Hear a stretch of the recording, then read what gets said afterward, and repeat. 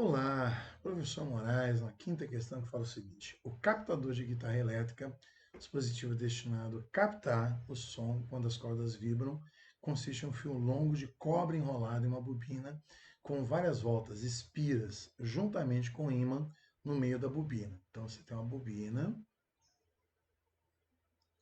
você tem um ímã aqui no meio. Já sabe que o interessante é você variar o fluxo para produzir corrente elétrica. E fala como está mostrado aqui na figura para você. A respeito desse dispositivo, avalie as afirmações a seguir. O captador funciona tanto com cordas de aço como de nylon. Negativo. Por quê? Porque você precisa de elétrons se movimentando. O elétron precisa ter movimento. E os metais têm elétrons livres. O nylon não tem. Então, lê a afirmativa número 1, furada. 2. O captador é mais sensível se o número de espiras de cobre for reduzido pela metade. Nós sabemos que a bobina, o campo magnético é dado por μ, que é a permeabilidade, o grau de orientação que ela tem, a facilidade que ela tem de se orientar na presença de um campo magnético, é dado por μi N sobre L. O N sobre L é o que a gente chama de densidade linear. Densidade linear. Onde N é o número de espiras e L é o comprimento onde elas estão dispostas, tá?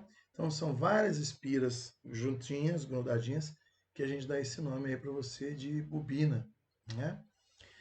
E ele fala para você se você vai ficar mais sensível se você reduzir o número de voltas pela metade. Não, se você diminuir o número de voltas, você diminui a intensidade do campo magnético e, consequentemente, a capacidade de ele captar essas cargas elétricas. 3. Se as cordas da guitarra vibrarem de uma forma que o campo magnético, através do captador, se mantenha constante no tempo, a guitarra não irá gerar sinal para emitir som. Verdade. Se você vibrar de uma forma que o campo magnético se mantenha constante, ela não vai vibrar. Por quê? Porque para vibrar eu preciso da corrente. Para eu ter corrente, eu preciso ter uma DDP.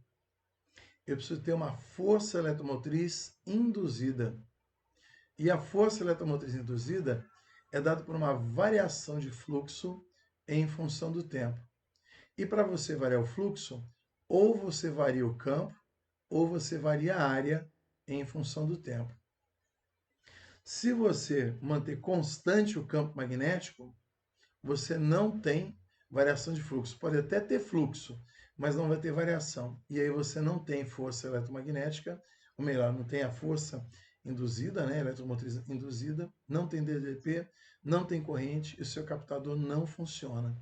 Então, número 3, verdadeira. Alternativa correta, letra B de bola. Ok?